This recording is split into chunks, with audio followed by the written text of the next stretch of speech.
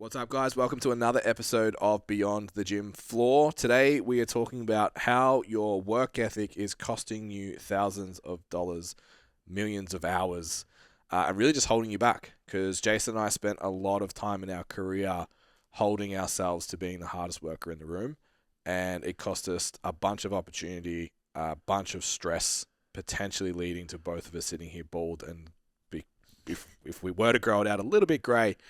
And how to not fall into the same trap and move through that faster than what we did. Be able to scale your business, get to those 10K months in 30 hours like we promised for our Standout PT program. While you're here, don't forget, like, share, subscribe, do something to help this episode. If you're a returning listener, you know we provide the value. Enjoy the episode. We'll see you next week. Ciao. So how do your hands get numb from... So I think because my old pillow used to be the same height as my new one, because it's memory foam over however long. It's remembered to be soft. It's remembered to be flat. Yeah. So I end up so compressed that it's impossible to not constrict something. Yeah. So a higher profile pillow. Open. My hands don't go numb. It's amazing. How's your neck? Better. Yeah. Yeah.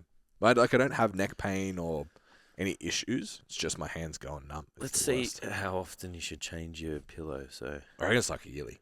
How often? Because it's gross. Should you change your... I don't think that's anything to do with like comfort. It's just the bacteria and shit. Don't you love when you just mash text and it makes no sense and you just does it? You just hope Google figures it out. Yeah, That's exactly what just happened. Yeah. Most experts recommend replacing your pillows every 1 to 2 years. I don't think this would help ensure you're using a pillow that is supportive, clean, and free of allergens. Yep. Interesting. So it's I would replace mine every couple of years, I'd say. It's got vents in it. No way. Which is a little bit weird to get used to because it's not solid on your face. Oh, so it's got grooves. Yeah, but there's obviously that means heat can escape from your face. It's aerodynamic. Yeah. Less downforce. Yeah. More downforce. So that's once I got used to that, it's quite nice. Yeah, fair. Yeah. I bought one of those like fucking head snoring pillow things. Yeah. Did absolutely nothing. No. Steph's like, was it like a concave one or something? Yeah.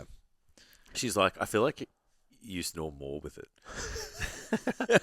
So I just went back to the only thing I liked about it is it had this like cut in it, so I could like put my arm in there. I don't have to scrunch the pillow up because I sleep. So I like ditched it. Yeah. And now I'm back with Emma. Back with Emma. Made up. Yeah, Emma and I are back on. Is snoring got better since you've cut the food? Not yet. Intermittent, apparently. Better, but not. Still, probably coming. You still try the nose strips, or you just been that idea? Nah, I ran out of them, and I didn't like after the first night of sleeping with them. Steph's like, "There's no fucking way." Yeah. She's like, that made it worse. Oh, really? Yeah, because I think the snoring that I have is not like nasally; it's like in the throat. Yeah. So she's like, it just made it way worse. Yeah, but in theory, it should make you close your mouth. Maybe you have to try mouth tape. Yeah. I don't really care that much. I'm sure Steph does. I know. I'm like a kilo away from it being okay. It's fine, yeah. What's the number for you? Because mine's like 90, 92. Last year, it was like 94, 95. This time, it's like 96, 97, 97 above. So it means you've improved body composition. Yeah. Because you're less fat around the neck. Yeah, I'm like 2 kilos up. Heavier. I'm like 2 kilos up, babe. Yeah, my threshold is higher. This is great. Yeah. I've made legitimate improvement. Hoping another week or two and I'll be back. I'm doing my cardio as well, so like that strengthens the fucking bullshit in here. Something to do with the tongue. Yeah, that's from what I've read. Strengthens the bullshit. Yeah, I'm not a fucking snoring expert, man. Like, it's Friday too, and I'm tired. That's the fucking best. Yeah, I saw I with the pillow I got this card and it was like these exercises. These tongue exercises. Yeah. Have you seen them? Nah. So one of them is like you get your tongue and you stick it in the roof of your mouth, drag it to the back. Yep. Start again and do like 15 reps. Yep. And another one's like you close your jaw and you get your tongue, push it down. And Yeah. hold the bottom of your mouth. It's like isometrics. Yeah. was like, I did it like once, and I You was might like, end up with like a big Chad jaw, bro. Don't know. yeah, like maybe like one of those competitive eaters. Yeah. Have you seen? Fuck, man, like some of their faces. Yeah. Like fuck, I don't need that. Grind my teeth enough in my sleep to get a jaw like that. Yeah. Yeah. I want to look into. I've been saying this for like how old was I? 18 months. Yeah. It's called mewing. Mewing is what it's called. Oh, I think we It's had, like mouth exercises, like because I have a tongue tie that I don't want to pay $3,000 to. yeah. Well, cut. these exercises that I'll give you the card. Yeah, I imagine it's probably similar, Yeah, it's all these Yeah. ones, and I was like, fuck, this is not. but it can change like the shape of your jaw, your cheekbones, everything. Yeah, I thought it was bullshit. So it was it was like telling me my tongue was weak, and if I strengthened it, it wouldn't like sit back. Jeez, we just like I put 6 plates on the hack squat. No, but motherfucker. I was like, I'm fucking asleep, bro. Like, I'm not. I don't have the ability to like bench press 130 kilos, but I'm asleep. Like, I'm relaxed. So, like, I was just trying to connect the dots. Makes sense. How does this work? Like, is it because there's like a degree of muscle tone that you have subconsciously? So the I would more, assume so. the more strength. Yeah, Yeah. but yeah, it's yeah. It's like It was fucking stupid. That's why I stopped. I'm assuming it didn't feel great either. So that would be like, There's a lot of dopamine coming from like that- 12 reps of tongue flicks. yeah. Yeah. Tongue flicks by yourself too. Well, yeah. Yeah, I was going to leave that alone and just let it sit, and you've gone there. Let's do it. That's the same equivalent as like, you know, when your general population person goes to the physio and they're like, they gave me a bunch of exercises. Like, I'll just have to do this with my arms. Like, Yeah, what's that going to do? It's going to it's do the nothing. same. Yeah. It's the same. Just fucking hilarious. I don't know how many times I've heard someone in my family like, oh, they just gave me a bunch of stretches. Yeah. Did you do them? Maybe you should try them. Did you do them? Nah. Cool. It's like, isn't it your job to fix me? I'm like, oh Yeah. my god. And it still hurts? Yep. Okay. Fucking Cool, hell, it's so funny. Anyway, I'm hijacking your shit. Sorry. No, you're fine. How's the trip? Great. Went away from us. Yeah, it's distant memory now. I feel so far away. Yeah, what was it like? Not last week, the week before. Yeah, it was great, man. Yeah, 4 days of just chilling out. To be honest, yeah. I was good reminder that things at home are okay. You know, like I think it was left Thursday, out for dinner Thursday night, and then think we did a winery and something else on the Friday, and then Saturday morning I was just like, I could go home. Yeah, like I miss my dog. Yep. So in the last episode when you said 12 months by yourself, yeah, look, yeah. Nah. Got a bit carried away. But for $1 million, it wasn't for $1 million. But my dog was going to be with me too, so yeah. I hope Steph never listens to this. Your wife won't and the gym won't. Yeah, it's like, Could you go a year without a gym? well, could I have my own gym? No. We decided the location. Oh yeah, You're the at log Masson. cabin. Yeah. Do I have tools to make shit? Yeah, sure. I don't know. I feel like I'd just go hunting every day. You just get skinny. Catch nothing. Get skinny because you're walking all day and eating no food. Eat no food. Yeah. Maybe I'll Because compete. even if you caught a rabbit, you'd be like, I don't know what to do with Yeah, I'll this. consider competing. Just wither away to nothing. Yeah, I retract my statement. But the trip was good. 4 days was good time, a good amount of time. I don't know if I could do it done anymore. Too habitual, man. Looks like a It's lot like my routine. of enjoyable foods were consumed. Yeah, we went to this like American barbecue place. It was fantastic. Like, Yeah. Service was shit, but like, you know, like we're in the fucking. Where were you? So there's a place called Red Hill. So it's you've got like I think like Mornington, Dramana, Rye, and then you got like on the other side like Hastings. So it's in the middle because you know like where Phillip Island is, you know like fucking Victoria's like all curvy and shit. So it's like in the middle, so you can go either side of Mornington or Hastings really. So it's like right on the top there. So it's all wine country because of the terrain because they've got parts where. You get more sunlight and more water, and then there's captures where they get less sunlight and less water and then more water. So it's all got to do with the grapes. Yep. How they mix them into the wines. Yep. It's funny. We went to this winery, and then they just kept putting these wines out, and like they all just. I'm like, yeah, this one tastes great. Yeah. This one tastes great. Yeah, it's all good. And then we're walking back to the car, and I was like, fuck. I'm a little bit pissed. So are you driving? Yeah, no, she was worse. So we had the same amount, and I'm fucking 30 kilos heavier than her. Yeah, it was funny. Yeah, like it's funny. You're not drunk, but you feel tipsy. Yeah. Like Wine does that too. Wine drunk's different. Yeah, and they were given like zero fucks, like because we went in at like 4 and they closed at 5, so I just like pour it. Like we didn't even ask for a tasting. We just went in for a glass of red. Yep. And then they were just like, "Cool, you want to do a tasting?" Because I was talking about the wine, and then I was drinking like, what did I drink? Like a $300 bottle of red. What? And I was like, "Oh, this one's great." I'm like, "Yeah, this is our like single vineyard." So single vineyard means like it goes from just the one, the one vineyard, one grape, and they just put that in the bottle, so it's way more spenny. Yeah. Where the other ones, like the blends, they let's check a couple. Of just went to a factory. Couple of the dodgy grapes with the couple of the good ones, Yeah. It's kind of like protein powder. Just chuck a bit of glutamine in there. Yeah. Spike the shit. Yeah. And so I was like, "Oh, it's great." And yeah, she's like, "Oh, it's like $300 a bottle." And I was like, "Oh, I still just really like the reserve. Really like the reserve still." It's like $65. Like, yeah, just because Steph and I have this thing where like if every winery we go to, we buy a bottle.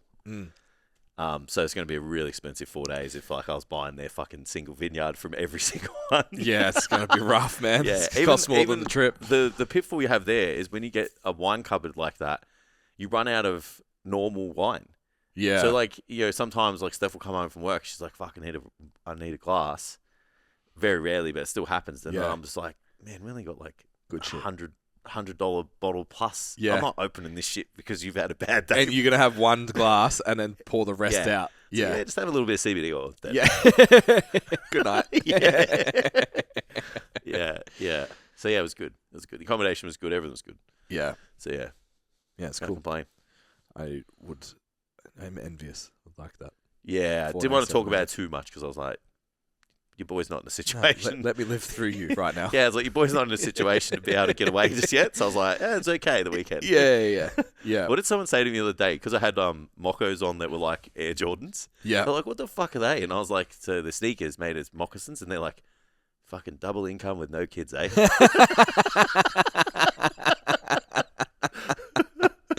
Yep.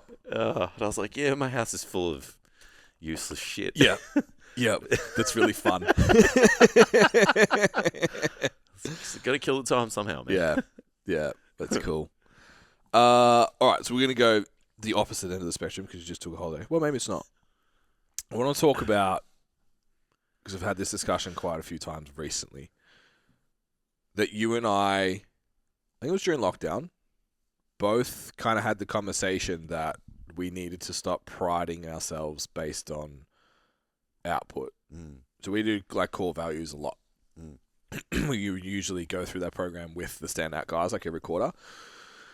What are your top 10?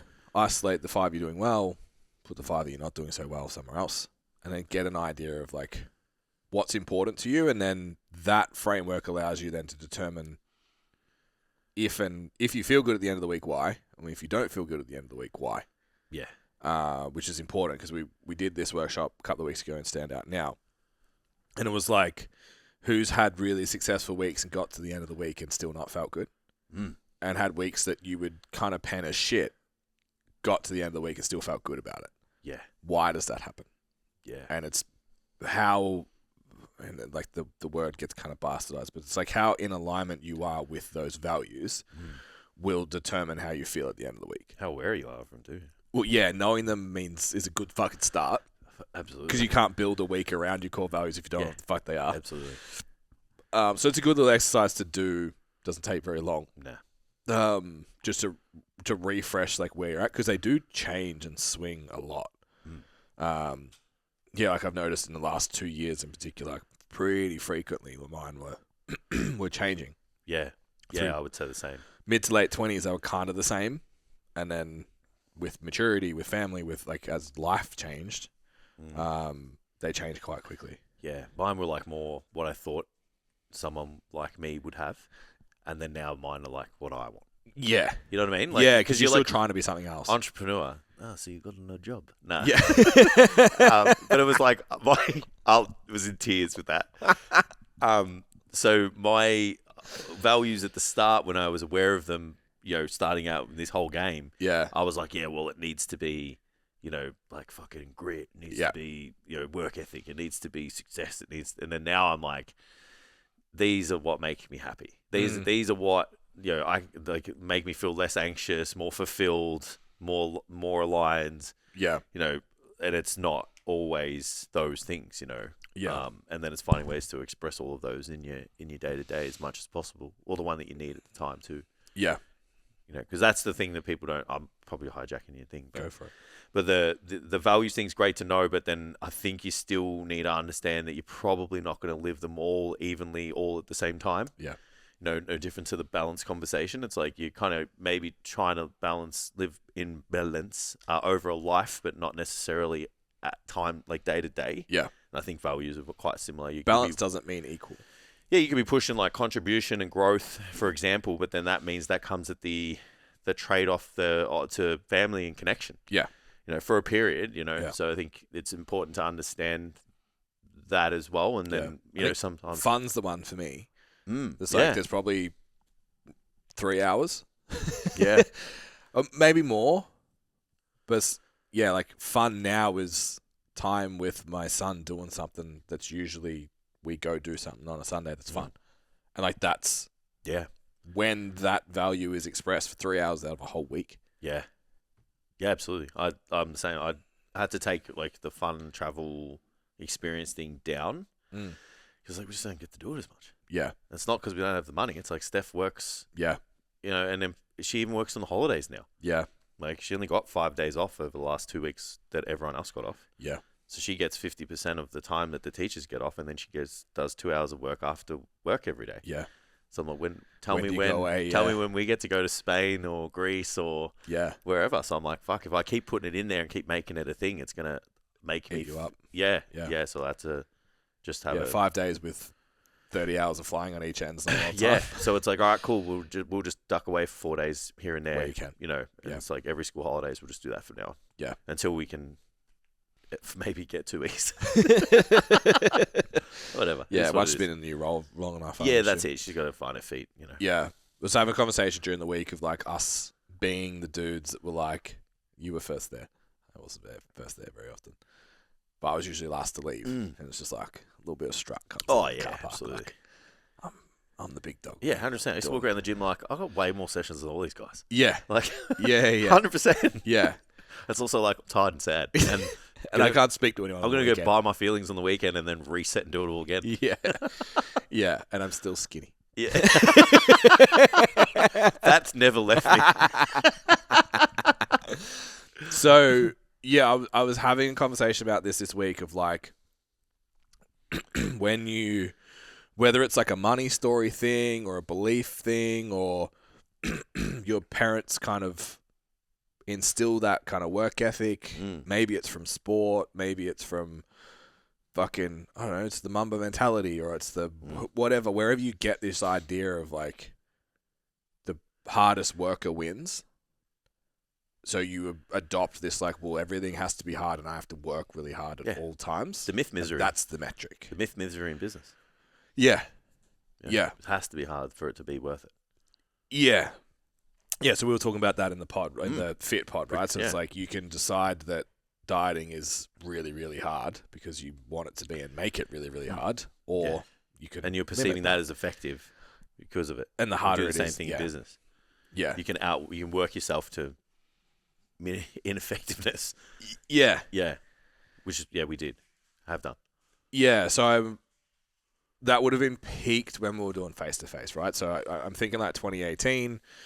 15 odd trainers, close to 250 sessions a week across the team. We were still probably doing 40. Yeah. Plus online, teaching Friday nights every second Saturday. Yeah, we're doing the Cert 3-4. Plus events, our own training. Like. Makes my skin shiver. Yeah. We made okay money. We made good money. At the time, it was good because it was the most amount that you'd made up to then. Yeah. But now I'm like, what we make now for what we do. Transfer. My income's similar. Transfer energy wise. So that's what I'm going to kind of equate. This energy is everything, right? Like, I don't know if I have it anymore. It's like, it's once you see it though, you can't unsee it. It's like, why am I doing that? Yeah. I've got a lot of friends who can't comprehend my day to day. Yeah. They're just like, how? And I'm Yeah. like, well, it's because you're stuck in a, Mm. partly it's not, they don't have a choice, Yeah. right, unless they go out and run their own business and shit. Yeah. But they're still stuck in that trap of like, it's effort, it's time, it's how long I put into this is what I get out. Yeah. And I think there becomes a point, like you have to, I don't know, I feel like you have to have it at the start, but there just becomes a point where you're trying to get that return back. Yeah. Like you're trying to get, like if anything, like I'm trying to get the most out of the least. Mm. Which should be the goal. Yeah, so that when you can do more things. Yeah, and then when shit happens, I have this little reserve. Yeah. To put the fires out, or every now and then, like I woke up this morning, I come up with a fucking amazing idea. Yeah. And I was like, I would never have been able to do that. Yeah. When I'm tired and cooked and just pride myself on how many hours, the 70-hour weeks and shit. You know, I'm like, didn't open your emails yet. Fuck. Can we do an episode on controlling your energy in a couple of weeks, a couple of months maybe. We'll give you guys some lessons. Yeah. So, what was the turning point for you? So it's interesting. I was having a conversation with.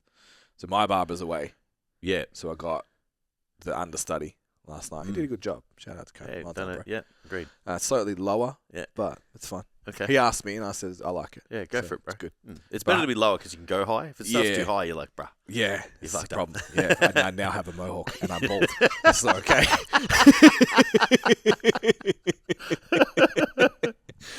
So he's got a 4-week-old. Yeah. And he was like picking my brain. He's like 18 months. And that wasn't planned. He's 27, she's 25, and you could tell he was just terrified. Like, what the fuck is happening, bro? He just kept saying like it's been an adjustment, and I know that means you hate your life right now. It's okay. Yeah. You're allowed to say it. The old fine. adjustment. And we were just chatting, and I was like, well, the biggest thing for me was like how valuable my minutes became. Yeah. Like the value I put on my time. So for me, that had already shifted. Like I feel like we'd already started to lean, but it's exponentially changed. Yeah. Now, what was the trigger for you that you were like, nah? I think moving out of the trading time for money, like really I started to think about when you left the gym. Yeah. So when I left the gym and moved fully online, there was a little bit of an adjustment, which I feel like everyone goes through. You just get the anxious, like you get all that apprehension. And you're like, fuck, I should be doing shit. Yeah. Because you're just used to being busy. Yep. And then realizing that I can do really impactful work for short periods of time that have a really big, like result for the business and everything. I think like once I kind of figured that out, I started to, I guess lose that idea that I needed to just spend as much time in the business as possible. It's just being aware too, man. Like I did a lot of work that just wasn't productive. Yeah. Just because I felt like I needed to.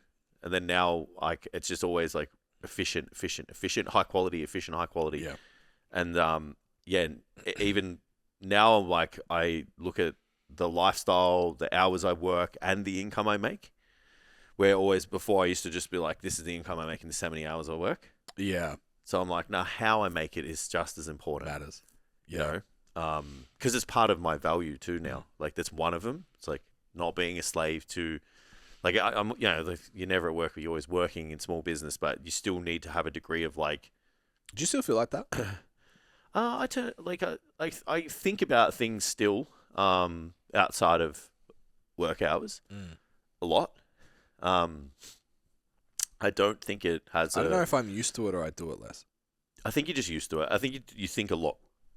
I think about shit walking down like the aisles of the supermarket and stuff. I'm like, that's a good idea. Like pull out my notes. Like I think about it in the shower. I like run out and grab my phone. I bring my phone in the shower now. Yeah. Because my best ideas come in the shower, and I'm like fucking can't type because the screen's wet and shit. Fucking wiping it with my hand. It's making it more wet. So yeah, I think you just learn that that's the way you live because when I watch other people, they don't operate that way. Yeah. Like they're not as, kind of consciously aware of those thoughts and things. Amy pulls me up on it a bit. She's like, where'd you just go? Yeah. Like, I'm just solving this problem. Yeah. So I think like moving online helped a lot for that. Not saying that people have to do that, but Yeah. yeah. And I feel like this year company culture has shifted to that too. Absolutely. Yeah. And burning Yeah. yourself out, and I mean like proper burning yourself out before that. Yeah. Because like that year I got married was the year we did all that stuff. And like I was cooked, man. I was getting migraines like every 10 weeks. Yeah. Putting myself in bed. Yeah. Like literally couldn't move. You know, crawling out of my car from, like it was fucking proper bad. Yeah. I remember sitting in my garage trying to go inside and just like sobbing on my steering wheel. Yeah. It's like, I can't, how do I stay alive? Yeah. So I think like once you've kind of gone there, you actually have pushed the Yeah. limit, and then you can see another way. You just start to, and then mentorship on top of that, people getting in your ear, you're more valuable than this, your time's more valuable than this. Like you need to, stop operating this way, stop valuing things like this. Yeah. All of those things together really kind of helped. And then, this year's been huge as well. Yeah. It's like the comfort and like, just like the support you need, like here, just being like, guys are way more valuable. Yeah. Like than you even think. Like, I think that's really, really powerful. Yeah. The coaching part, the environment part, like even just checking into our calls each week and just being like, fuck, they're doing that. They're doing that. Like, it's just, why am I doing this? Yeah. Why am I doing that thing that wastes time? I think we went to that, we went to a workshop last year that we came home very excited about and did a lot of stuff off the back of. Yeah. That cost us a lot of time. The upside wasn't really great. No. But I think we were in a position where we were just like, we don't know how to grow from here. Correct. And we ended up just really duplicating the problem across more avenues. Yeah. So getting in with the right education, the right support, the right mentorship, the right community, it's like, no, you need to. It's just strategic work. If you just do this better.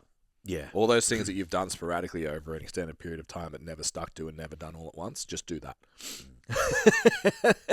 And surprise, it fucking worked. Like, I think that this year, I think's definitely made a swing for us to that next level. So it's like going online was the first step. Yeah. That like, time is more valuable than this. Yeah. And then more recently, getting those structures in place. Even like talking to Steph the other day. How did she say it? It's fucking just kicked me in the guts. It's like, there's so much more than you can do in each of your businesses that you don't even know that you can do yet. Cool. Because you're so busy doing everything. And I was like, yeah. Okay. Yeah. That was pretty wild. Hopefully we can solve that. So I think, looking at things through that lens, just like it was having, you mentioned grit earlier. So most personal trainers that are out there right now are like, I've got it. I've got the grit. I'll do the sessions. I'll do the calls. I'll do the, and the income isn't reflecting the work that they're doing. There's other people, say you and I, that are doing less, potentially, hours, that are making more money. Yeah. And other trainers in your gym that are doing less and making more money. And other online coaches that are doing less and making more money. And you probably hate them. And you think you're trying to find excuses as to why, and why am I going to fucking dance on the internet like a whatever.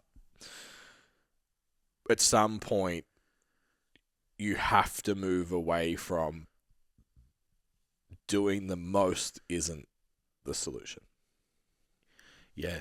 Well, if you don't know what you're doing and you don't have a strategy, doing more of the wrong thing doesn't work. And if you have, this was the interesting conversation I had. So the word grit came up. Yeah. And I was like, you're a PT doing infinity sessions, not saying no to clients, taking on people when you shouldn't, all of that. You're like, I can grit through this. I'll get it done because that's who I am. Which is great, but you're getting the wrong thing done. So the answer I gave was like, well, I've just spent 3.5 hours on a CRM that I paid $2,000 for someone to build. They fucked it up. I tried to outsource a build on it to someone that didn't have the skill set or the training or the know-how to do it. So it's still not right. So I basically need to go start this thing from fucking scratch. and I have no idea how this thing works. Mm. And learning software and shit is not a strength of mine. Yeah. So grit is, I could go and grit it out and keep the spreadsheets and the emails and the fucking manual handling and forwarding of this and calling of that and DMing here and everything being fucking clunky and shit.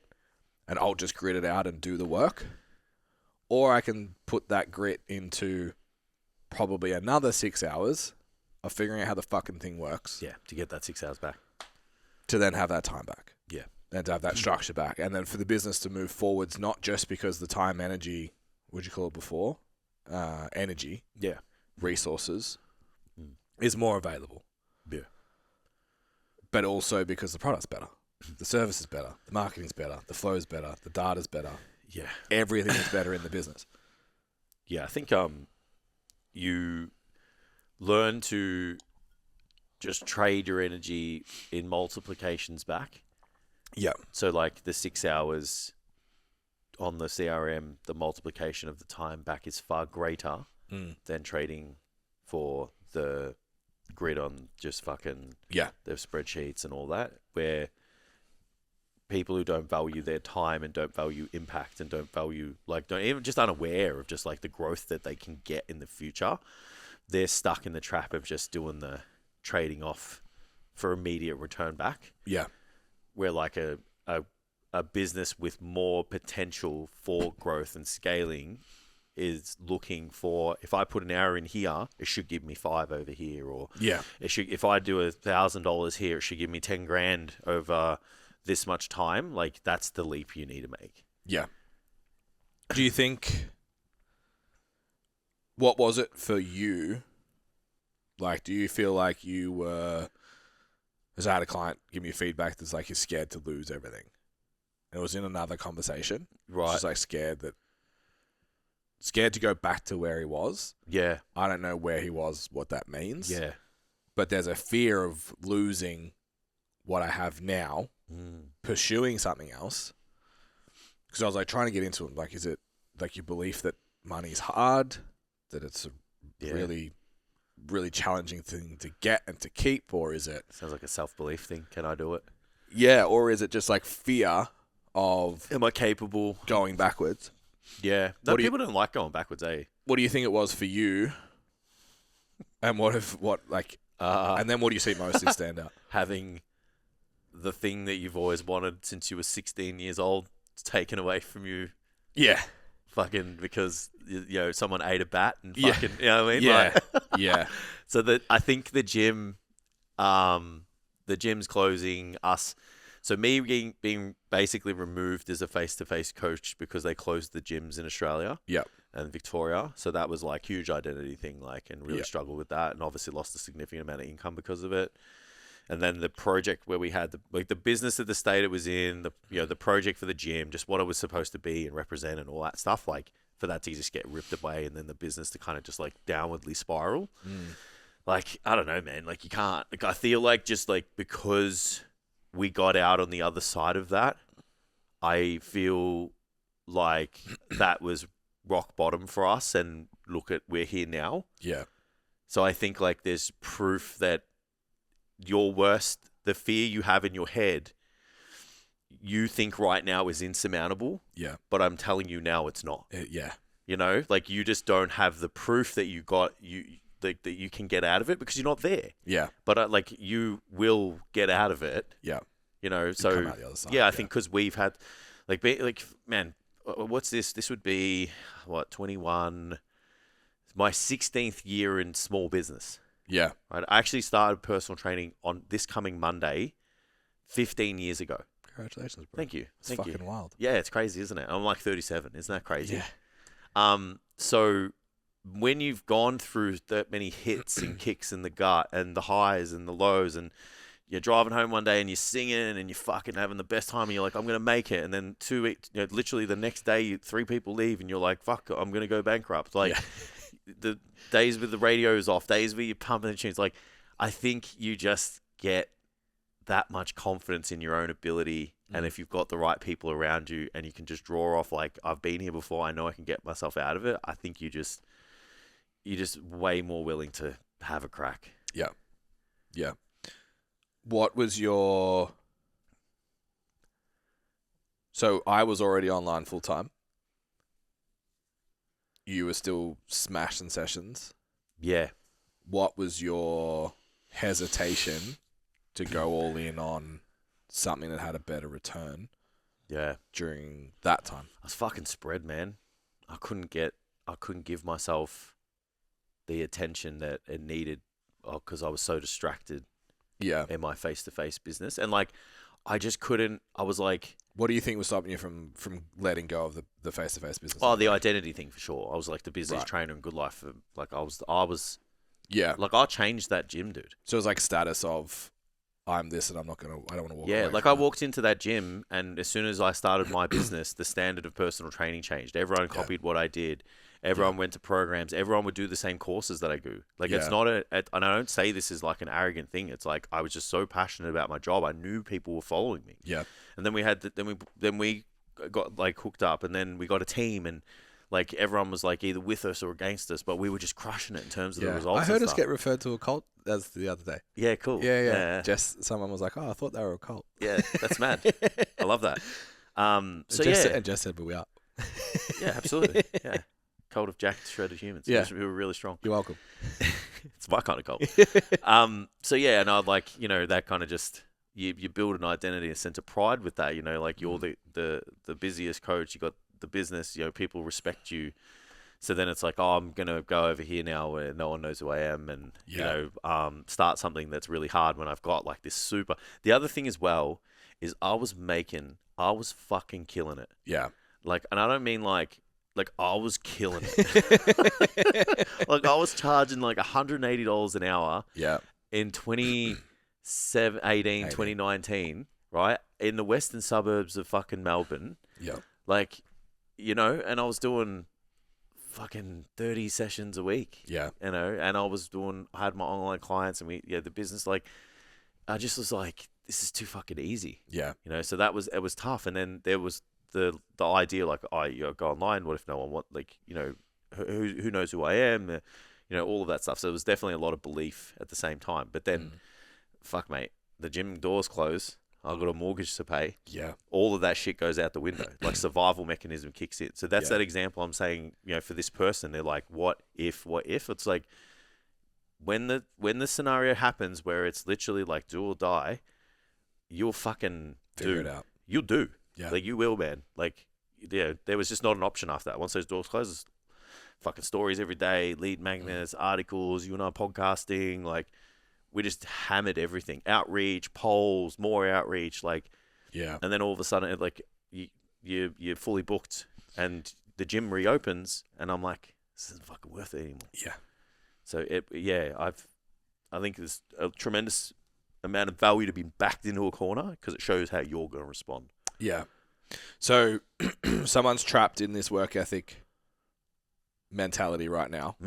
That work ethic is it. It's hard. The harder I work, the more I suffer. Yeah. The more I'll get, the better it'll be. How do you communicate to them? Stop it.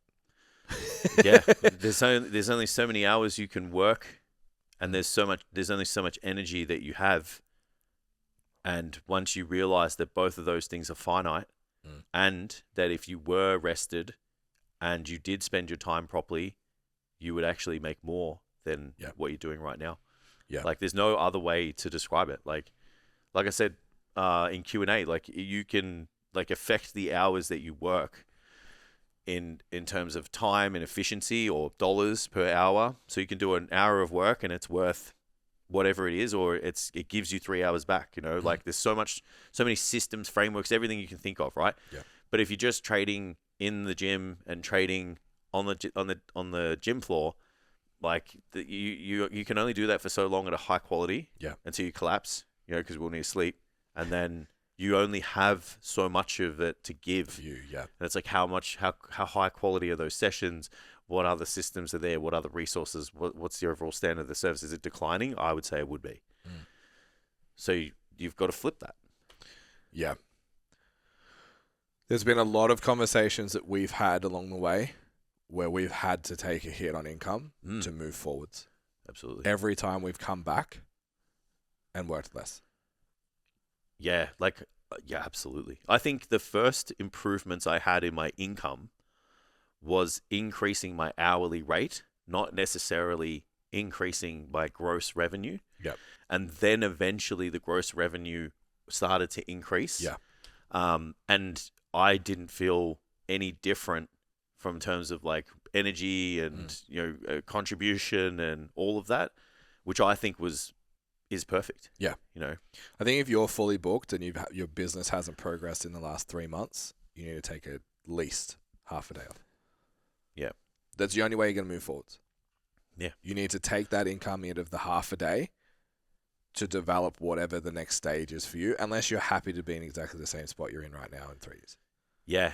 Yeah, I remember pulling away. I said that story on Thursday, like just pulling away from the Monday and just looking at the first session. I needed that Monday off and just having a look at those sessions. And I'm like, because I used to always think like the first morning session was for the gym and the rest of the week was for me. Yeah. And then I'm like, oh, that's not for me anymore. Like, that's not for the gym. Yeah, and yeah. The Arvo's for the gym, I'm like, oh, and then, taking a hit. And then I remember like getting it back and I'm like, ooh. Yeah. Like, the trainers the numbers are going up, and online clients are going up. So I'm like, I've recouped that income. Yeah. You pay rent with online instead. Correct. It's half the time. And then when it came to Ditch Wednesday, fuck, mate, didn't bat an eyelid. Yeah. Like, I've got the confidence. I know we'll make this work. Yeah. So I think making that first leap and getting it back in time and income, yeah, I think that's the first step. Once you make that, you're off, man. Yeah. That's useful. Yeah, absolutely. And at least just like for you to sit back and think, how much value are you putting on your time right now? If you repeated last week for another 50 weeks, does anything change? Yeah. Does your business move forward in any way? And the only way to break out of that for a lot of people, at least for us, was always to take a step back first. Yeah. I think find yourself a circle where time's valuable and you're trying to get the most money for the least amount of work that's practical. Yeah. You know what I mean? So it's like an impractical, it's like it's not going to apply in the real world, right? Yeah. It's like, oh, I want to do 5 sessions and make $3,000. It's like, whatever. And that's not about being shit. Like, how do you provide the most amount of value? There's just not a lot of places where that exists. Like I said, if I go and catch up with my mates and we have lunch or dinner, and we all talk about like work and we talk about the hours and stuff. Like I was talking to my mate, like he's on TV, does like national breakfast radio. Yeah. Very, very great contractual conditions. Yeah. Right. Like we're talking multi 6 figures out, like contracts and shit. And he was like, we went to a funeral and he was like, oh, you work tomorrow? I said, oh, wake up when I wake up. And I said, I'll just do work if it's there. Yeah. And he was just like, what? And then I'm like, yeah. And then he's like, so what do you do? Who do you have to ask? And I'm like, no, I just wake up and if I want tomorrow off, I just take it off. Yeah. I'm like, there's a couple of days where I've got to do pockets of things. And then I said, the rest of the time, it just gets done when it needs to. Mm. And he was just like, he dwarfs my salary. Yeah. And he was just like, fucking A. Yeah. And this guy's got to get up early in the morning and ride his bike to work. Yep. You know what I mean? So, like, it's that type of shit where I'm like, you need to have, like, to have that environment, you can't have that trade time for money thing. Yeah. And you can't be with those other people that pride themselves on how much work they do and all that. It needs to be people who go, I work 20 hours a week and I make this much, you know? Yeah. And you go, how? How? It's not a dick swinging competition where you're like, I mean, amongst the boys, you're like, fucking this guy does no work. Like, that's what they say to me. And I'm like, whatever. But, like, your average circle won't have that. Yeah. And so if you're going to get stuck, continue whinging with everybody in the PT room about how many fucking sessions you do and pride yourself on that like I did and swung my dick around and then I was just really tired. Or get into a place where you're like, how can I make the most out of the least amount of time? And all of a sudden you got a really good lifestyle, really good work balance. You got the capacity to grow your business however the fuck you want.